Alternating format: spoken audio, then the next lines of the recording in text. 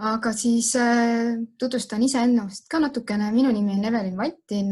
Mina olen Kodanikuühiskonna Sihtkapitalist töötanud nüüdseks üle 3,5 aasta ja minu peamine siis vastutusala ongi olnud läbi nende aastate KÜSK-i siis rahvusvahelise koostöösuund.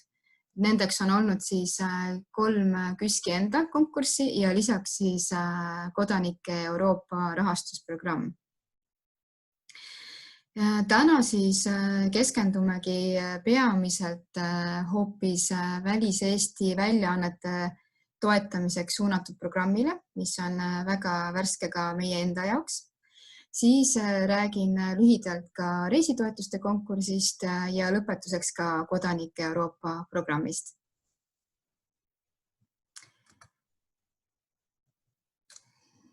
Nii. Ja siis tahtsin veel ka seda enne päris siis teemasse minekut veel mainida, et juhul kui nüüd teil tekib küsimusi, siis vähemalt seni oleme kasutanud lähenemist selliselt, et on võimalik kasutada chati akent, samamoodi nagu te andsite märku, et mind on kuulda. Et sinna saab kirjutada jooksvalt oma küsimuse, oma siis jutu käigus siis võimalusel kohe vahetult vastan. Kui mingil põhjusel see võimalik ei ole, siis vastan natukene hiljem. Ja teine variant on ka kasutada küsimuste ja vastuste akent, see on Q&A. Mõlemal viisil jõuab see minuni. Ja samuti siis Zoom võimaldab eelkõige nüüd küll küsimusi ja vastusi salvestada, nii et ma pärast näen ka, et kui mõni küsimus on selline, et tulebki hiljem vastus leida ja otsida, mis iganes põhjusel, et siis ma saan ka pärast vaadata siis küsimuste ja vastuste logist seda järgi. Et kas kellelgi on hetkel küsimust või ma võin jätkata siis väliseesti väljaannetele suunatud toetusvoorust rääkimisega?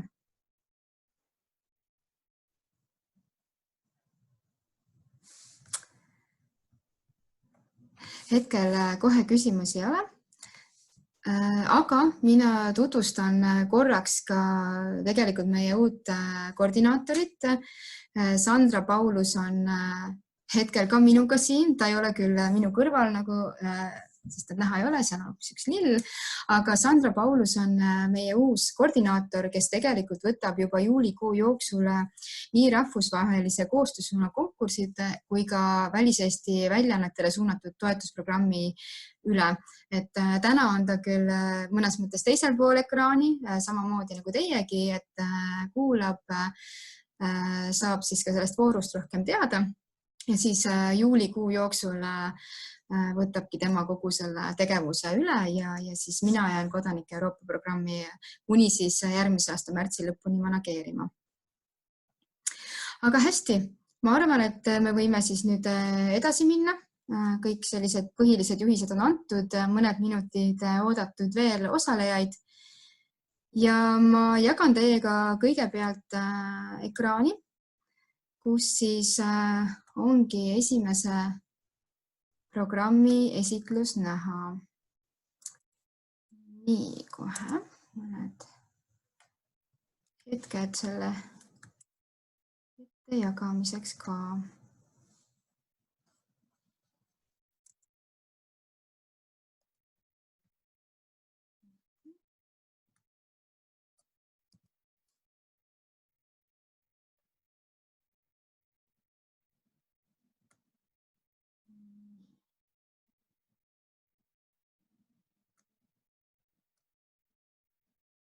Uue jagamise siin kohe.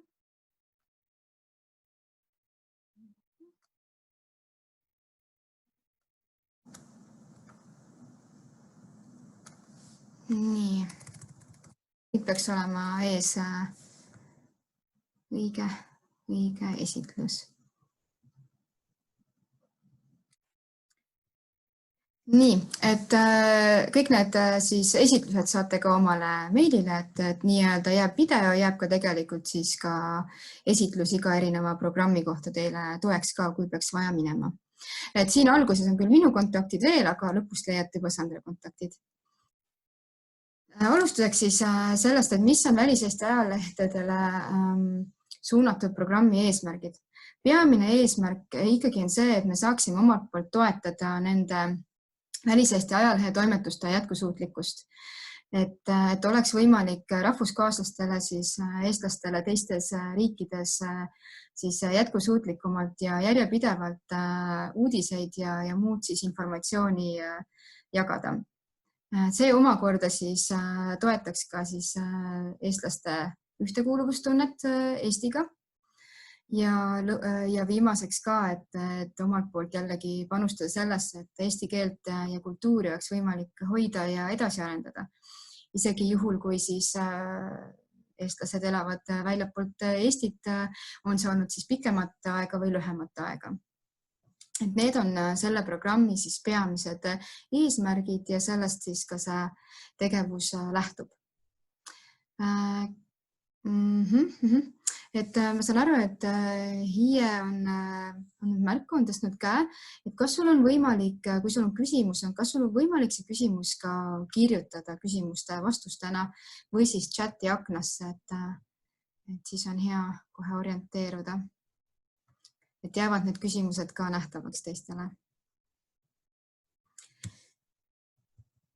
Et ma vaikselt jätkan siin ja nii kui ma näen, et on tulnud küsimust või mõnda kommentaari, et siis kohe vastan.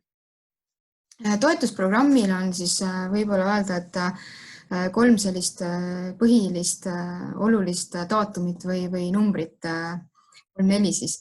Et kõige olulisem on see, et taotluste esitamistähtaeg on 24. augustil kell 15.00 ja see 15.00 on hästi tähtis, nii et palun saatke kindlasti taotlused selleks kellaajaks, et mitte hiljem. Juhul, kui teil on võimalik taotlus ka varem valmis saada, siis võib ka jooksvalt varem esitada ja võimalusel saame anda ka näiteks tagasisidet, kui selgub, et kas midagi on puudu või täiendamata, et siis veel enne taotlustähtaja esitamist võib olla see võimalik teha, aga pärast see võimalust ei ole ja kindlasti peab ka kella 3-ks need taotlused kohale jõudma. Et muidu me ei saa vastu võtta, kui nad jõuavad peale kella 3. Siis oluline on ka see, et projekti abikõlblikkuse periood on terve käesolev aasta. Et te saate toetust küsida ka nende tegevuste jaoks, mis tänaseks on juba tehtud. Aga kindlasti ei tohi need tegevused jääda siis järgmisse aastasse. Et terve selle aasta tegevuste kohta, mis siis sobivad nende projekti või selle programmi eesmärkidega, selleks on võimalik siis toetust küsida. Ja mahud on siis vastavalt kas kuni 5000 või kuni 10 000 eurot. See siis sõltubki sellest, et kas teie väljaanne ilmub iga nädal või siis harvem. Kokku on selle programmi jaoks ette nähtud 45 000 eurot. See tähendab, et võib juhtuda, et kõik, kes taotlevad toetust ei saa, aga see ei pruugi seda tähendada. Kõik oleneb sellest, et kui palju taotlusi laekub meile ja kui suures summas need taotlused koostatud on. Taotlused palume kõigil koostada eesti keeles. Meil on ette anda endal üks siis taotlusvorm, kuhu ongi vaja kirjeldada natukene oma projekti, mõnedele küsimustele vastata ja lisada ka siis eelarveread. Et see taotlusvorm on meil kodulehel juba saadaval ja seda ma korraks hiljem näitan ka siis ekraanil. Samuti juhul, kui nüüd teie esindusõiguslik isik, näiteks juhatuse liige on volitanud kedagi teist mingites tegevustes, siis palume ka alati selle volikirja juurde lisada. Et kõik need vormid, siis aruandevorm, taotlusvorm, juhised, tingimused on siis meie veebilehel kättesaadaval ja otselink on siin esitluses olemas ka.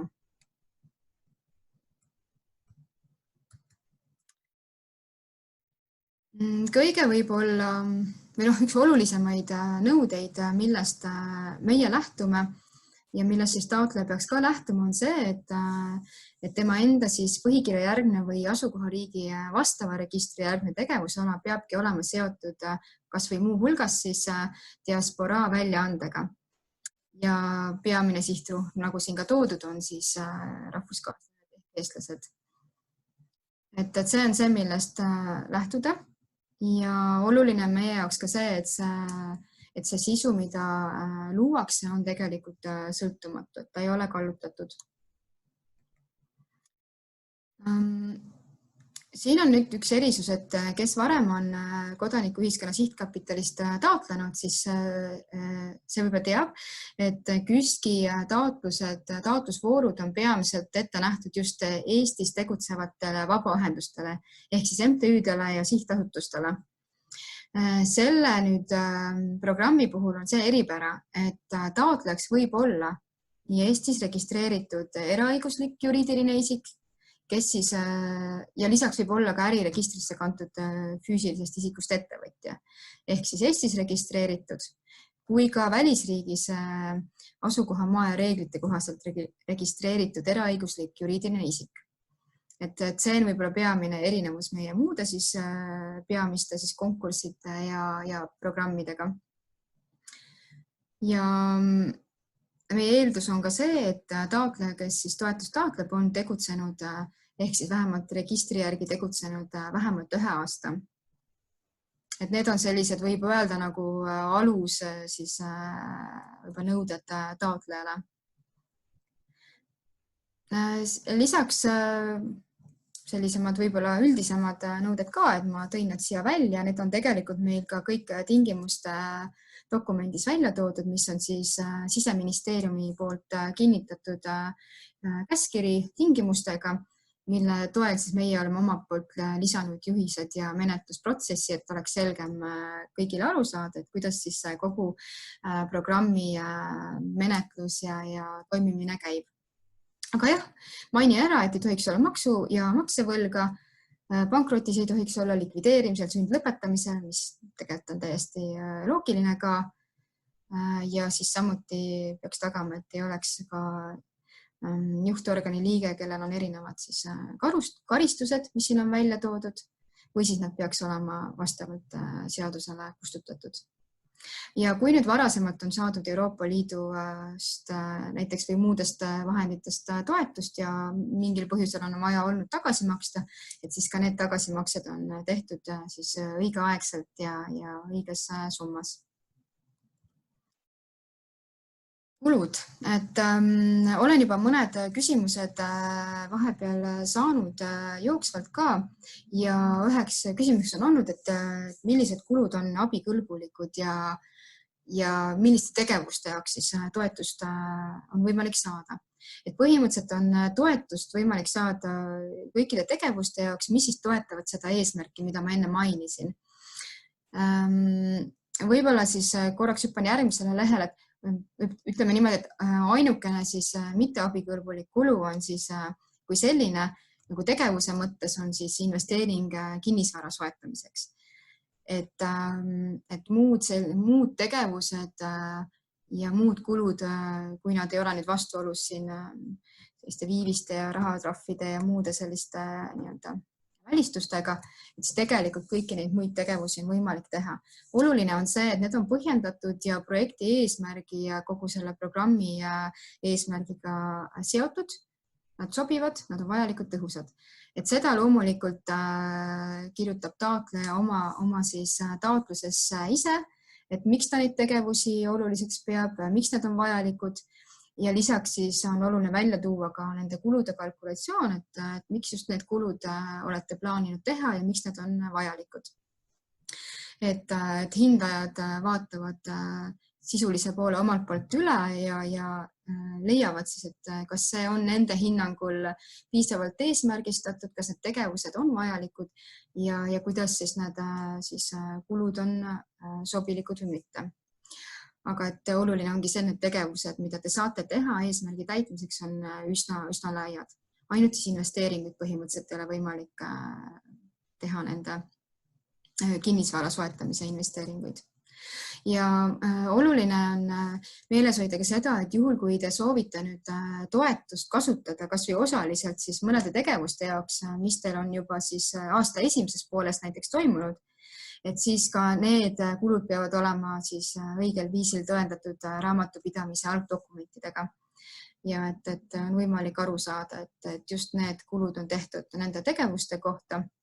Need siis peaksid olema siis, kulud peaksid olema tehtud siis terve aasta sees, mitte enne, aga maksimaalselt siis 15 kalendripäeva pärast projekti lõppu. Ehk siis, mis te ise olete oma projekti lõpuks seadnud. Kui see ongi nüüd 31. detsember 2020, siis kandeid saate veel teha, mis siis osutuvad siis abikõlbulikuks 15 päeva peale siis seda, kuni 15. jaanuarini siis. Ja siin ma olen välja toonud ka mõned mitte abikõlbulikud kulud, need on tegelikult ka tingimustes välja toodud, aga igaks juhuks siia ka. Et need on need kulud, mida me omalt poolt hetkel selle programmi raames ja tegelikult tavaliselt ka teiste konkursite raames ei toeta. Investeeringud on võib-olla olnud siis erinevad olenevast voorust siis. Ja, et igasugused viivised ja rahatrahvid või siis kulud, mis ei ole võib-olla projekti tegevustega seotud, intressikulud ja ka need kulud, et kui te tegelikult olete saanud mitmes kohast toetust, siis loomulikult ainult siis ühest kohast on võimalik samade tegevuste või kulude katmiseks siis toetust saada. Taotluse menetlemine ja hindamine, et oleks väike ülevaade ka sellest, et kuidas see protsess siis välja peaks nägema. Et kõigepealt, kui nüüd taotlused on meieni jõudnud, meie vaatame omalt poolt büroo siis töötajatega üle, ehk siis teeme sellise tehnilise hindamise omalt poolt. Järgmiseks lähevad kõik taotlused, mis on siis sobilikud, mis on tehnilisest hindamisest edasi saanud, lähevad sisulisse hindamisse. Ja seal on juba 3 sõltumatut hindajat. 2 siis on meie hindajate siis andmebaasist, et meil on üle 20 hindaja, kes siis erinevaid voorusid hindavad. Et mõned osalevad osades voorudes, teised teistes, et täpselt nii nagu on vajalik, et oleneb, kui palju hindajaid ja kui palju taotlusi ja kui suur see vajadus on. Ja siis üks hindaja on Siseministeeriumi poolt, riigi poolt siis. Kui nüüd sisuline hindamine on tehtud, siis lõpetuseks toimub hindamiskoosolek, kus on nii hindajad kui ka KÜSK-i juhatus, kus siis vaadatakse kogu see pingerida ja hindamise tulemused üle ja lõpetuseks tehakse siis juhatuse otsus, et kes selle programmi raames toetust saavad. Ja peale otsuse tegemist teeme omalt poolt siis ka toetuslepingud, saadame need allkirjastamiseks tõenäoliselt septembri keskpaigas. Ja kui nüüd olete omalt poolt ka siis toetuslepingu juba allkirjastanud, siis me maksame välja kogu toetuse koheselt 100% ulatuses. Muidugi võib tulla ette seda, et projekti raames toimuvad muutused ja näiteks teie kulud saavad olema väiksemad või selgub, et mingil põhjusel osad kulud ei olegi sobilikud. Näiteks projekti käigus tuleb see välja või lõpus aruannet tehes, et siis teil on omalt poolt hiljem siis nõue ja võimalus siis see summa, mis on kasutamata jäänud, meile tagasi kanda. Aga selleks on eraldi siis juba nõudekiri ja kokkulepped, mis siis tulevad alles peale siis aruande esitamist. Aga et saate arvestada, et kui juba septembri keskpaigas oleme saanud toetuslepingut kahepoolselt allkirjastada, siis umbes nädala pärast või natukene peale on võimalik juba kogu see toetus teile välja maksta.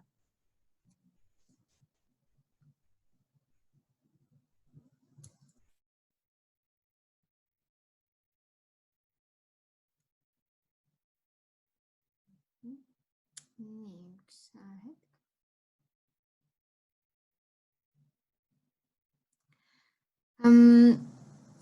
Üks küsimus on siin tulnud, et kas kulud võivad olla seotud ka ajalehe igapäevase väljaandmisega. Et lähen siia alguse poole tagasi. et põhimõtteliselt võivad need kulud olla ka seotud igapäevase väljaandmisega. Oluline on see, et see toetaks just neid programmi eesmärke, et kui te annate neid erinevaid väljaandeid, on see siis digitaalne või paberversioonis välja, et see toetaks siis seda eesmärki laiemalt. Aga need igapäevased tegevused muidugi võivad organisatsioonidel olla ka teised, ehk siis siin see võib-olla ka küsimuse sisu, et oluline on see, et need on võimalik aru saada, et need kulud on konkreetselt just selle tegevuse, selle projekti tegevusega seotud. Hüppan sinna edasi nüüd, et hindamiskriteeriumite juurde. Et hindajad, nagu ma mainisin, et igat projekti hindab siis 3 hindajat ja nemad lähtuvad siis põhimõtteliselt 4 erinevast punktist, mis siis kokku siis peaks andma siis 100 punkti skaalal toimub siis hindamine, ütleme nii siis. Et esimene on taotleja senine tegevus ja mõju sihtgrupile. Teine on lahendatava probleemi vajalikkus ja taotletava tulemuse tõenäosus, projekti tegevuste olulisus tulemuse saavutamisel ja selle põhjendatus ning viimaseks projekti kulude kalkulatsiooni arusaadavus ja põhjendatus tulemuse saavutamiseks. Ehk siis need 4 siis küsimust või valdkonda on siis hindajatel kõigil ees. Meil on natukene täpsustatud, lahti kirjutatud need siis 4 kriteeriumi ja iga hindaja, kes siis hindab seda teie projekti, lähtub samadest kriteeriumitest ja annab punkti siis arvestused. Ja kõige olulisem on siin just, et kas see probleem, mida siis lahendatakse või ütleme sellise taotletava tulemuse, et see tulemus, mida te plaanite projektide saada, on tõenäoline ja need tegevused, mis te olete sinna kirja pannud, on selgelt olulised ja saavutatavad. Et eks need kõik kokku annavad muidugi terviku, aga need on võib-olla siin kõige olulisemad, mida välja tuua.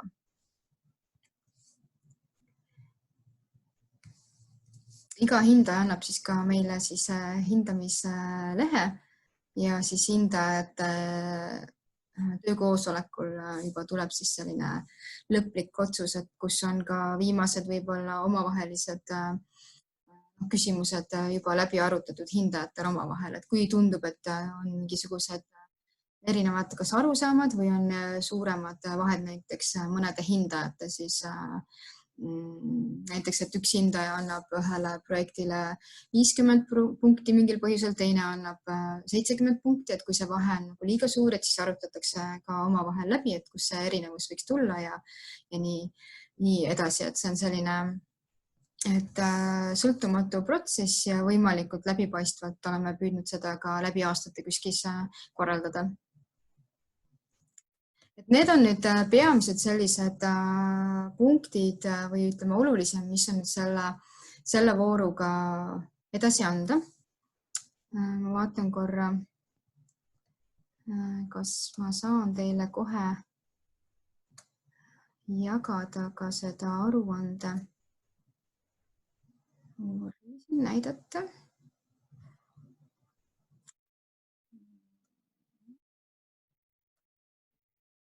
Ma kõigepealt näitaks siis selle taotlusvormi, et need siis taotlusvormi ja aruandevorm mõlemad on kättesaadavad ka veebilehelt, võib-olla olete jõudnud juba vaadata isegi. Et lihtsalt siin veel lisaks välja tuua, et ta on üsna nagu lihtsas vormis, et meie jaoks on oluline, et me saaksime sellise põhiinfo ja taustainfo kätte. Et kõik siis, mis projekti nimi teil on, mis väljaande nimi, kus kohas seda väljaannet ka levitatakse näiteks ja muidugi, mis on väljaande formaat, et kas see on elektrooniline või paberil. Ja muidugi, et mis on teie projekti eesmärk, et mida te sellega saavutada soovite. Et see ei pea olema üldse pikalt kirjutatud ja parem ongi, kui ta on ühe lausega võimalikult selgelt välja toodud. Et see ei pea olema see tegevus, et te plaanite teha seda, teist ja kolmandat, aga mis selle tulemuseks on siis saavutatud.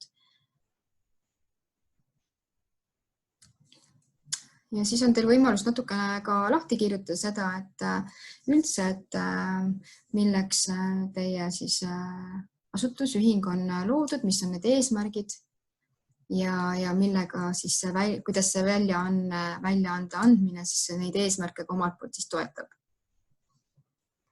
Et siin saate lugeda juurde, et saate välja ka tuua olulised saavutused, mida te siis ise peate olulisemateks ja mis mõju neil on olnud ja muu oluline teave, mida te arvate, et meil oleks siis hea teada. Et teie ühingu siis tegevuse mõju tulemuste ja väljaande kohta. Et siin ei ole otseselt selles mõttes piirangut, aga kui te neid nii taotlus kui ka aruande vorme täidate, siis meil on siis iga selle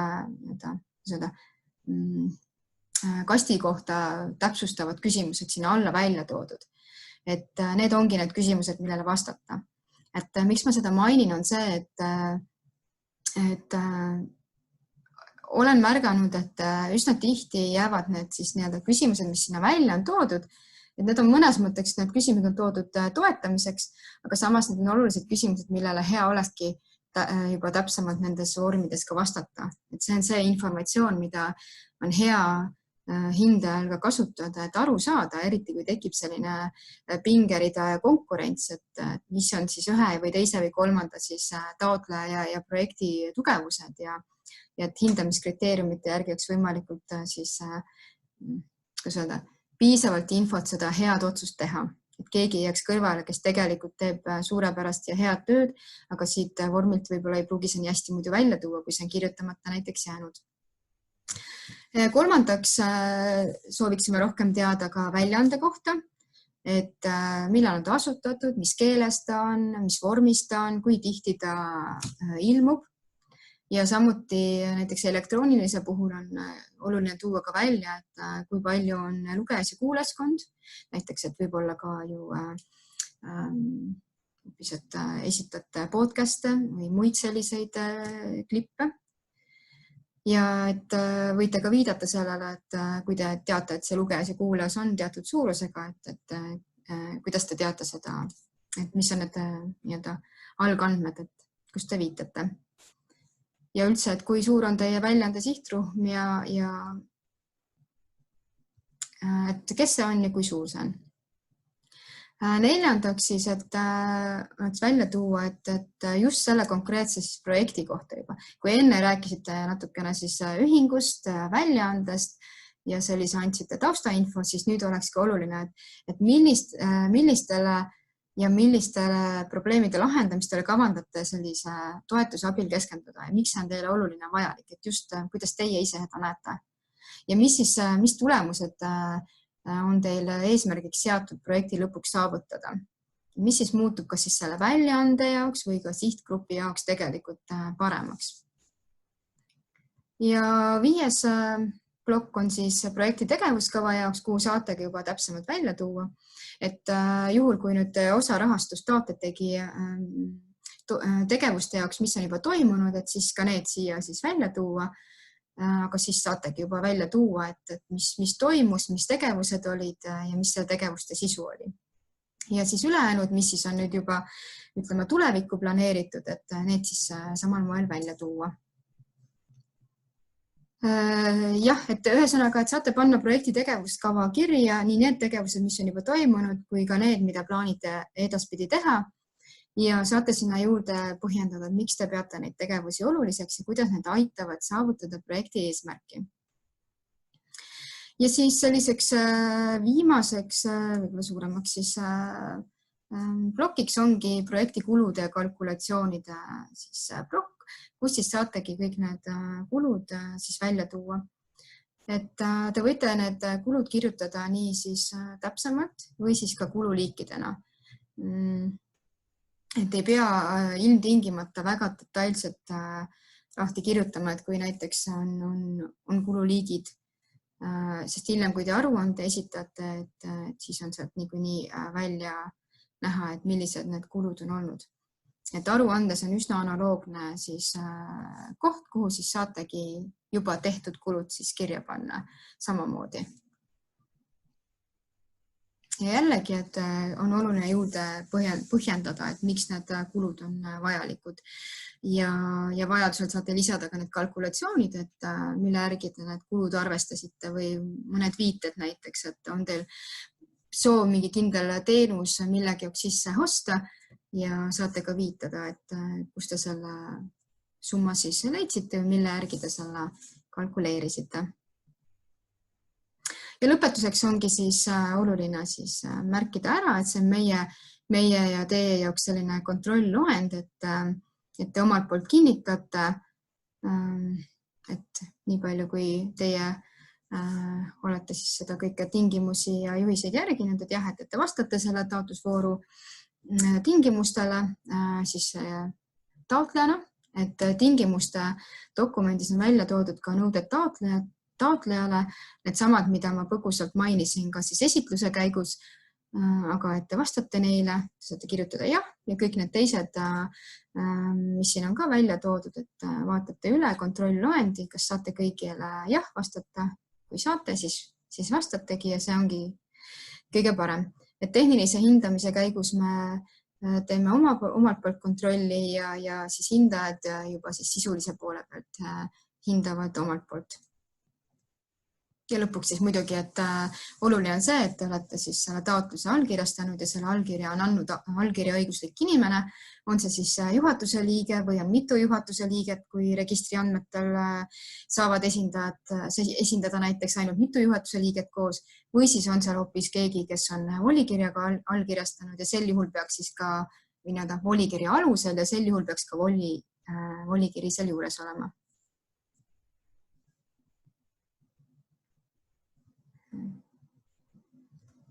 Nii.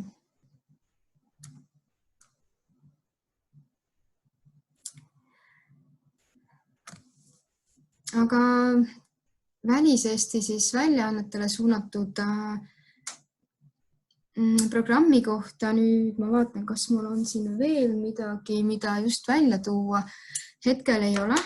Saan siis võib-olla nii palju öelda, et kodulehel on siis need materjalid ülal, kes veel ei ole jõudnud vaadata.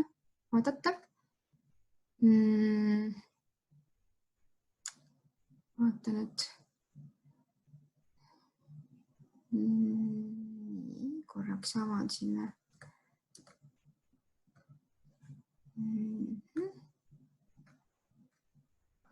Et siin kodulehel on need tingimused välja toodud, kõik olulisemad numbrid, tähtajad ja samuti siis menetlusprotsessi kirjeldus ja aruandevorm. Ma teen selle ka korraks lahti, et nagu ma mainisin, et see on üsna samasugune, näeb välja nagu taotlusvorm, selles mõttes nagu välisilme poolt ja samuti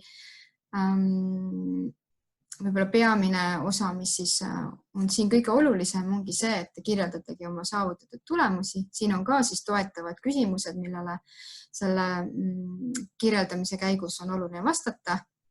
Panetegi kirja tegeliku siis projekti tegevus ja ajakava, mis toimus, millal toimus, mida te saavutasite. Ja saate ise ka nagu hinnata seda, et mis siis nendest tegevustest lõpuks oli ikkagi see kõige võib-olla otstarbekam ja mõjusam. Ja muidugi viited väljaannetele, et kui te olete kas ühel või teisel moel neid välja andnud, et te saaksite lisada ka need viited sinna juurde. Ja et nüüd, kui te annate väljaandeid välja nüüd aasta teises pooles, et siis nendel oleks oluline lisada kas siis KÜSK-i logo või siis KÜSK-i ja Siseministeeriumi ühislogo. Ja need on ka meil kodulehelt leitavad. Ja kui vaadata siis tulevikku, et te olete selle siis ühe projekti läbinud, olete ühel moel siis oma tegevust siis proovinud võib-olla arendada, jätkusuutlikumaks muuta, et siis saaksite meile ka välja tuua seda, et mida te näete, et kuidas te edaspidi plaanite tegutseda ja kas selleks on siis mingisugust tuge veel vaja ja mis see siis oleks. Et see võib olla ka sisend ja indikaator meie jaoks tuleviku programmide mõttes. Ja muidugi siis kulud ja kalkulatsioonid on vaja ka esitada, et me saaksime näha, et need tegevused, mida te olete rääkinud, et te olete ellu viinud, et nende jaoks on ka kuludokumendid olemas ja need on siis vaja ka esitada. Ehk siis lõpus aruande juurde ongi vaja esitada need kuludokumentide koopiad ja maksedokumendid ja siis aruanne allkirjastada digitaalselt. Dokumente sinna konteinerisse lisama ei pea, kuludokumente, aga need võib ka sinna panna. Oluline see, et aruanne oleks samuti siis digitaalselt või allkirjastatud või sel moel, et ta on siis allkirja õigusliku isiku poolt tehtud. Et ideaalis muidugi digitaalselt. Nii. Ja see on siis aruanne. Et edaspidi nii, ma siin hüppan korraks veel. Nii, et kui sellise käivitusprotsessi juures olen mina olnud ja tegin ka täna sellise esimese ülevaate veebi teel, siis edaspidi saab olema kontaktisikuks Sandra Paulus. Nagu ma alguses mainisin, tema on just nüüd alustamas, üle võtmas juulikuu jooksul ja edaspidi tema siis ka selle programmi koordinaator. Et kindlasti kodulehelt leiate juba tema info ülesse ja edaspidi tema siis saab koos juhatajaga otsustada, kas ja milliseid näiteks veebikohtumisi või muul viisil selliseid ettekandeid ja esinemisi veel vaja on või siis kuidagi teisel moel võib-olla hoopis kokku tuua. Nii, aga kui nüüd teil tekib küsimusi, et siis võibki tegelikult need küsimused edaspidi jooksvalt Sandrale saata. Mina olen siin samal moel tegelikult selles mõttes edasi olemas, aga temal on võimalik siis küsimused saata ja me saame siin igal juhul vastata või siis vastused leida.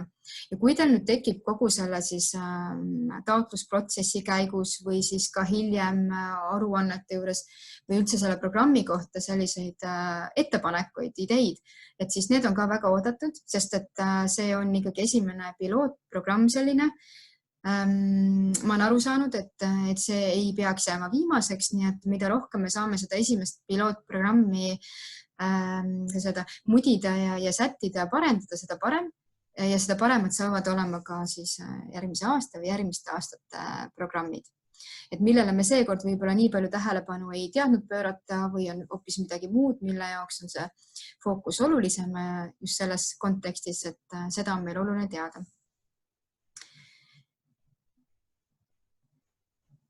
Nii, aga ma siis hea meelega läheksin nüüd edasi ja räägiksin lühidalt veel 2 programmist, et tekiks selline ülevaade ja võib-olla võimalus ka edaspidi kellelegi teisel seda informatsiooni siis edasi vahendada.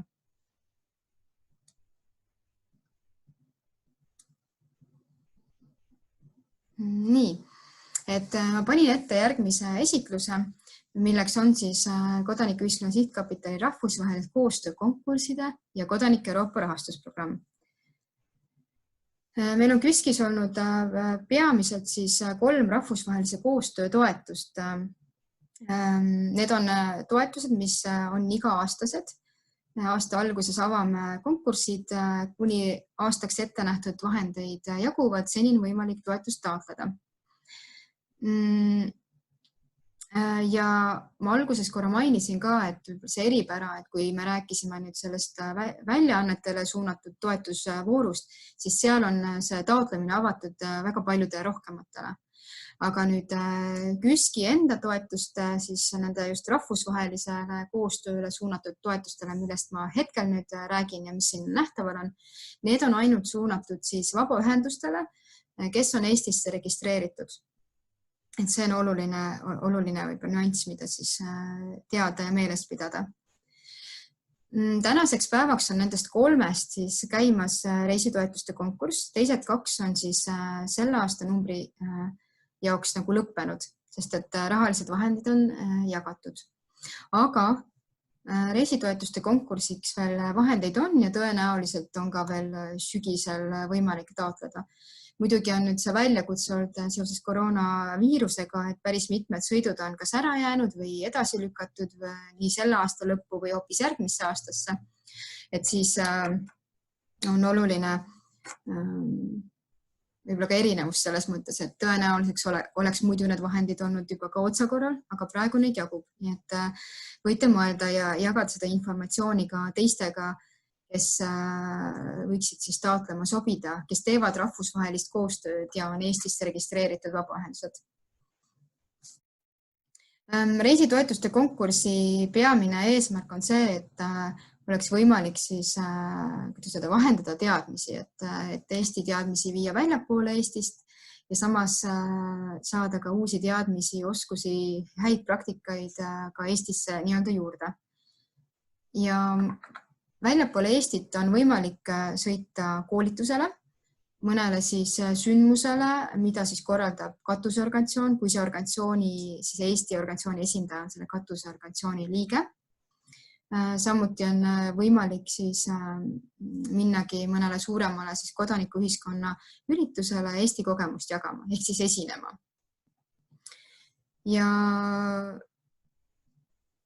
üks siis lisavõimalus, mida me oleme omalt poolt loonud, on see, et juhul, kui Eesti organisatsioon on saanud toetust mõnest siis rahvusvahelise koostööprojekti jaoks, siis seda ettevalmistavale koosolekule on võimalik minna. Meie saame toetada. Aga Eestisse jällegi toetame siis ekspertide ja koolitajate kutsumist. Et juhul, kui Eestis on plaan teha mõni seminar või konverents, selline sündmus, kuhu on hea kaasata mõni välisekspert, keda te teate, kes on väga pädev, siis see on jälle koht, kus meil on võimalik toetust jagada. Ja see toetuse jagamise võib-olla põhiprintsiip on see, et toetust anname välja just reisikulude katmiseks. Väljapoole Eestit minemise puhul on selleks siis transpordikulude katmine siis sihtkohast kuni lõpp-punkti, aga mitte koha peal niisama nii-öelda sõitmiseks ja ka tagasi, pluss siis vajadusel ka viisa. Aga kui nüüd on Eestisse tulemine, siis lisaks eelnevale mainitule on võimalik katta ka majutuskulusid. Ja seda taotlust ei ole väga vara vaja ette saata, aga võib teha, et kuidas parem on. Aga vähemalt 20 päeva enne sündmust peaks see siis meieni olema jõudnud. Reisidokumente ja kulusid ei ole vaja enne taotluse esitamist teha. Et toetuse me maksame välja peale seda, kui aruanne on ka esitatud ja heaks kiidetud. Ja siin on ka välja toodud, et konkurss on jooksvalt avatud ja näiteks selleks aastaks oli siis 40 000 eurot ette nähtud ja seda veel jagub. Et kui on veel selle aasta sees tulemas sündmusi, et siis jagage infot ja võimalusel toetame. Nii, kahest teisest programmist, mis käesolevaks aastaks on lõppenud, aga järgmise aasta alguses väga-väga suure tõenäosusega avame uuesti. Nendel ma hetkel ei peatu, aga ka nende kohta on võimalik kuulata veebiseminari ettekannet, mis siis on maikuus tehtud, et ma võin ka selle lingi ja viite lisada, kui keegi tunneb, et just need konkursid on kuidagi huvitavamad või olulisemad. Et siis saab sealt kuulata. Ja lõpetuseks räägiksin siis Kodanike Euroopa programmist, milles on nüüd täiesti viimane taotlustähtaeg. See programmperiood on kestnud nüüd 7 aastat ja praegusega saab ta läbi. Ja sellisel moel saab läbi ka see programm, sest et tuleval aastal viiakse Kodanike Euroopa programm kokku 2 teise Euroopa Liidu programmiga ja luuakse täiesti uus programm. Et põhimõtteliselt on teada, et see programm jääb, või vähemalt need meetmed ja see fookus jääb analoogsel moel kehtima, toimuma, aga ütleme nii, et päris täpselt ei tea, et kuidas see kogu protsess välja nägema hakkab ja see peaks alles järgmise aasta selle aasta lõpupoole selguma. Nii et selles mõttes, et on teada, et ühinevad ja muutused on, aga kuidas ikkagi täpselt olema saab, et see teadmine tuleb siis sealt Brüsseli poolt. Et see on programm, mille rahastust siis meie ei vahenda, taotlusi vastu ei võta ja ei hinda aruandeid ja analüüsi. Seda teevad siis hindajad, kes asuvad Brüsselis. Kodanike Euroopa fookus siis meie jaoks on siin just selle programmi kohta info jagamine. Et me oleme kontaktpunktiks siin. Sellel programmil on 2 peamist suunda eesmärki. Esimene on Euroopa ajalooline mälu. See on nüüd tänaseks päevaks sellele suunale taotlus esitada ei saa. 1. septembril kell 6 Eesti aja järgi on siis viimane tähtaeg, kuhu on võimalik taotluse esitada just demokraatliku kaasatuse ja kodanikualgatuse siis suunale. Ja sellest programmist saavad ka taotleda tegelikult rohkemad asutused kui siis vabaühendused. Siin olen ka välja toonud, et need võivad olla nii linnad kui vallad ja sõpruslinnade ühendused, MTÜ-d, sihtasutused, erinevad siis ohvrite ühendused, samuti koolid, erinevad siis haridus- ja teadusorganisatsioonid, koolid, ülikoolid ja muud asutused sellised. Et põhimõtteliselt ainukesed, kes sellest taotlema või siis ka partnerina osalema ei sobi, on siis äriühingud. Ja peamiselt siis see fookus, programmi fookus on rahastada seminare, konverentse, erinevaid sündmusi, kus siis inimesed tulevadki kokku, mis muidugi on nüüd tänase päeva siis kontekstis, koroonaviiruse kontekstis võib-olla natukene selline väljakutsum, et ja täpselt ei ole teada ka ju tegelikult, mis siis sügisel või ka järgmisel aastal elu tol hetkel kulgeb. Aga põhimõtteliselt järjest enam on siis see programm avatud ka erinevatele siis veebiversioonidele ja siis digitaalsetele lähenemistele. Aga muidu see peamine fookus on olnudki sellel, et erinevatest riikidest inimesed tulevad kokku, kas siis lühemaks või pikemaks ajaks, et just nende teemade ja fookuste ja eesmärkidega seonduvalt vestelda, kontakte luua, pikemaajalisi protsesse ja projekte siis nagu ellu viia. Aga sobivad tegelikult ka lisaks siis nendele sündmustele ka teadusuuringud, erinevad avalikud arutelud, näitused ja avatud ollakse ka mitteformaalse hariduse meetodite kasutamisele. Olgu need siis nende sündmuste raames või siis ka vahepeal näiteks selle projekti käigus. Mainin ära siis, mis on nüüd selle peamised eesmärgid, selle viimase vooru peamised siis prioriteedid. Need fookused on seotud siis aruteludega Euroopa tuleviku üle ja euroskeptitsismi mõistmiseks, solidaarsuse põhimõtte edendamiseks ja samuti kultuuride vahelise dialoogi ja vastastikuse mõistmise edendamine ning võitlus sisserändajate vähemusrühmade häbimärgistamise vastu on oluline prioriteet. Et need on 3 prioriteeti, võib keskenduda 1-2 või oma siis projekti käigus võib ka neid kõiki puudutada. Oluline on see, et kui need saab siis valitud üks või mitu omale projekti siis prioriteediks ja eesmärgiks, siis need tegevused, mida siis selle projekti käigus siis ellu viiakse, et peab olema näha, et need tegevused tegelikult ka puudutavad neid teemasid ja nad on seotud nende prioriteetidega. Et oluline on seda väga hästi ka selgitada, et miks te olete need valinud ja kuidas te ellu need viite. 1. septembri tähtajaks on siis 3 põhilist meedet, kuhu on võimalik siis taotlust esitada. Esimene on sõpruslinnad. See on just ette nähtud eelkõige just linnadele ja kohalikele linnadele ja üldse kohalikele omavalitsustele. Toetust on saada võimalik kuni 25 000 eurot ja see on siis ette nähtud 1 kuni 21 päevase sündmuse jaoks.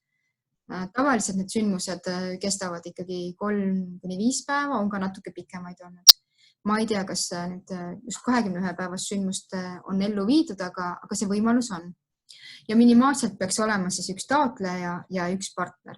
Näiteks kui Eesti on taotleja ja teil on väga hea siis koostöö linnaga näiteks Helsingis, et siis teil on võimalik kahe peale sinna nii-öelda taotlus esitada ja toetust saada. Aga need on sellised lühiajalised projektid, et tuua kodanikud ja eksperdid kokku, valitud siis prioriteedi üle diskuteerimiseks ja omavahel siis nende kogemuste vahetamiseks. Et kuidas teie just selles prioriteedi kontekstis olete toiminud, mida te olete teinud, kuidas see on töötanud, kuidas see ei ole. Aga jah, et oluline on see, et selle käigus ka, et on võimalik sellist julgustada inimesi ka ühiskonnas kaasa lööma, oma arvamust avaldama, vabatahtlikku tegevust tegema ja üldse sellist teadlikkust tõstma. Teine meede on linnade võrgustikud, mis on ka eelkõige just linnadele ja kohalikele omavalitsustele. Aga siin võib välja tuua ka seda, et põhimõtteliselt on võimalik näiteks vabaühendustel esindada, taotlust esitada ja esindada siis seda linna või kohalikku omavalitsust. Sellel puhul on muidugi oluline see, et teil on olemas kokkulepe. See ei pea olema muidugi vabaühendus või muu asutus, et on olemas kokkulepe, et just selles projektis, selle raames teie esindate seda linna või seda kohalikku omavalitsust. Ja see dokument siis peaks teil endal olema siis nii-öelda kinnituseks siis selle linna või kohaliku omavalitsusega ja hiljem ka alles, et seda on võimalik esitada, et teil on see koostöö loodud, aga teie omalt poolt esitate selle taotluse. Ja need projektid on juba pikemad kuni 2 aastat ja toetust on võimalik saada kuni 150 000 eurot. Ja siin siis peaks olema kokku vähemalt siis 4 riiki ehk siis 4 erinevast riigist vähemalt siis üks taotleja pluss siis igast riigist siis üks partner ka. Kokku siis 4 erinevast riigist erinevad siis asutused. See on juba mõeldudki sellise pikemaajalisema koostöö edendamiseks ja jätkusuutlikumate projektide algatamisest. Aga et jah, et mis on see ühised huvid, mis on need teemad, mis teid kõnetavad ja mis on need head tavad, mida te tahate võib-olla vahetada või koos edasi arendada. Ja viimaseks on siis kodanikuühiskonna projektid ja seal on siis osalejate arv minimaalselt siis 3. Projekt ise võib kesta kuni 1,5 aastat ja toetust samuti saada kuni 150 000 eurot, nagu siis linnade võrgustiku meetme puhul. Ja see on võib-olla kõige rohkem sellise rohujuure tasandile mõeldud meede ja eelkõige taotlema oodataksegi just vabaühendusi. Selle raames soovitakse just nagu julgustada sellist Euroopa Liidu poliitika kujundamises osalemist, et erinevate arutelu, diskussioonide läbiviimist, uuringute läbiviimist, arvamuste kogumist, et võimalikult palju siis kaasata erinevaid inimesi ja kodanikke nende teemade üle siis rääkima, diskuteerima ja muudatusi looma, mis nendele on olulised ja mis on ka siis laiemalt tähtsad ka siis erinevate riikide vahel. Programmi tulevikuplaanidest jõudsin juba rääkida. Räägin natuke sellest, et kuidas siis tasusid selle programmi raames arvestatakse. Et põhimõtteliselt on tegu kindlasummaliste tasudega ja toetust antakse välja siis sündmuste kohta. Et igale sündmusele on siis taotlusvormis võimalik välja genereerida kindel summa. See käib selle tabeli alusel, mida te siin näete. Et rahastust jagatakse sündmuste kaupa. Et kui teil on plaanis näiteks 2 sündmust, siis te kõigepealt vaatate, et kui mitu osalejaid ühele sündmusele plaanite, kui mitmest riigist on teil need partnerid, keda te ka osalema ootate ja siis tabeli järgi leiate juba selle summa välja, et mis te siis saate näiteks toetuseks. Aga taotlusvormis on see kõik digitaalne ja automaatne, et ei pea sinna ise midagi muud lisama, kui osalejate arv ja riikide arv ja siis juba genereeritakse see summa ise. Nii et näiteks kui tuua, et teil on näiteks 4 partnerit, te tahate teha sündmuse, kus on 25 inimest siis selle sündmuse jaoks on teil võimalik toetust saada 15 120 eurot. Ja niimoodi siis ka teiste sündmuste kohta saab need arvestused luua. Aga siis, et kuigi see jagamine, toetuse väljaandmine käib siis niimoodi sündmuse kaupa, siis tegelikult nende sündmuste vahel olevaid tegevusi on ka ikkagi võimalik rahastada.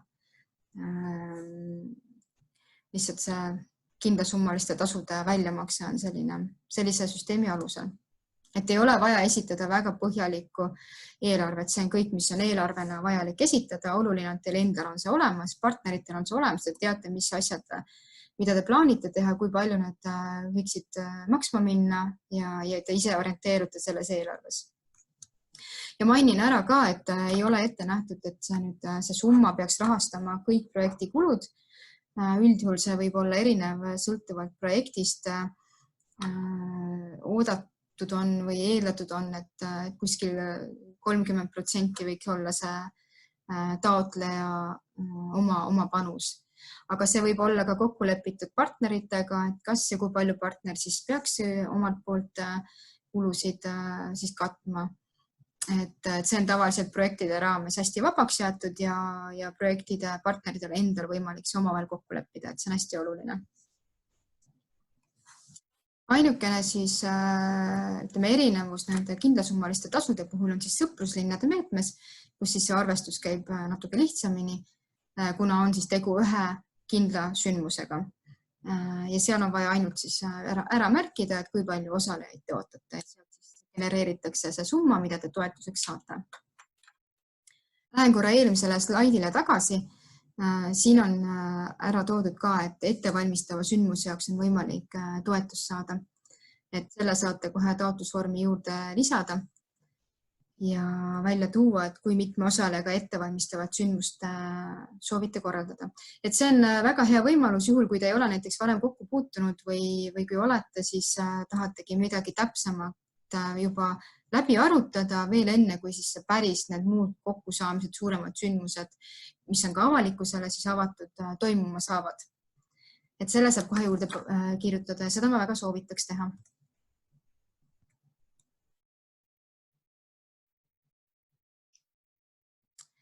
Ja rahastuse osas veel, võib-olla mainin veel selle ära, et mida ma kohe alguses ei öelnud, et Kodanike Euroopa programm on kõigis Euroopa Liidu riikides, ehk siis te ise ja partnerid peaksid siis olema Euroopa Liidu riikidest.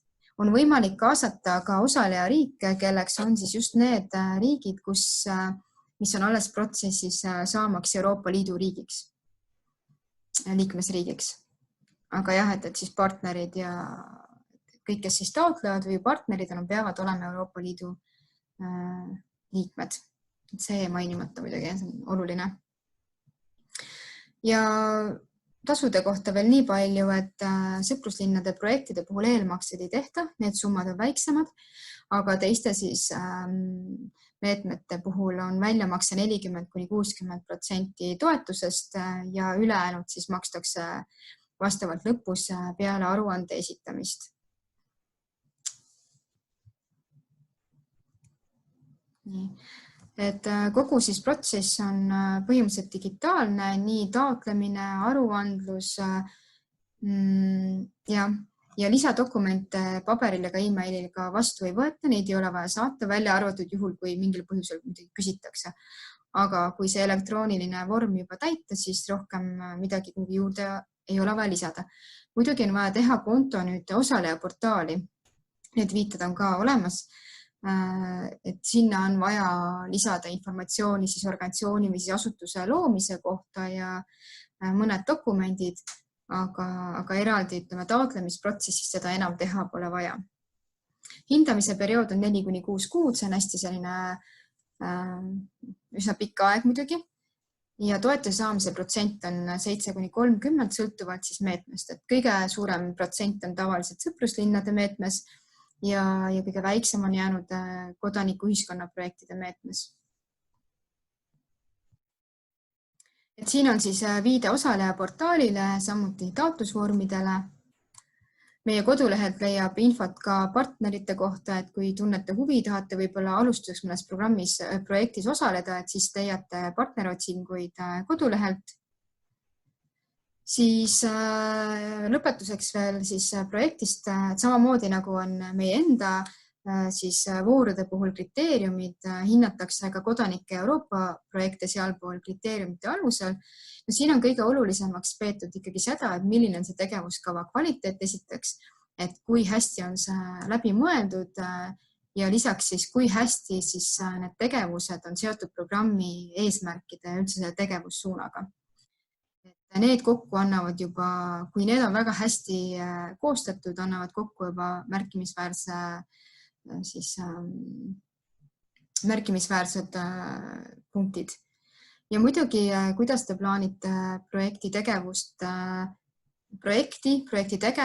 ja ka hiljem võib-olla neid tulemusi levitada, tuleb välja tuua ja millist mõju ja ka kui suurt kodanike kaasatust selle projekti raames siis plaanite. Et programmil on eraldi juhend, kus siis on hindamiskriteeriumite kohta siis natukene rohkem ka välja toodud, et mida siin siis täpsemalt siis vaadatakse. Ja siin on ka minu kontaktid. Kodanike Euroopa puhul ma mainiksin veel võib-olla nii palju ära, et nüüd see 1. septembril on viimane tähtaeg, aga tõenäoliselt paar sündmust toimuvad veel sel aastal peale tähtaega. Ja samuti järgmise aasta esimesse poolde on plaanitud ka üks suurem sündmus, et kogu see 7-aastane programmperiood siis kokku võtta.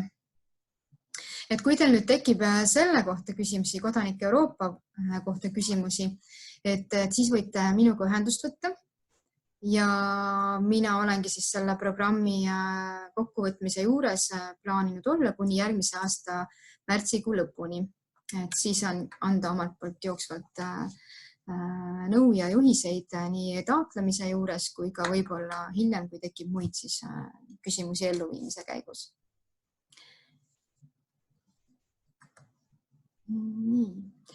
Et hetkel mul endal nende programmide ja voorude kohta rohkem midagi lisada ei ole. Ja kui nüüd peaks tekkima siis küsimusi, siis jah, kas Sandrale või mulle. Kodulehel oleme informatsiooni kenasti üles pannud ja võib-olla siis mainin veel seda ära, et kui tänasel päeval on KÜSK veel Tallinnas, siis alates 1. augustist on meie kontor kolitud Viljandisse ja siis selline KÜSK-i tegevuse koordineerimine ja elluviimine peamiselt siis saabki sealt toimuma. Aga soovin teile ilusat neljapäeva jätku.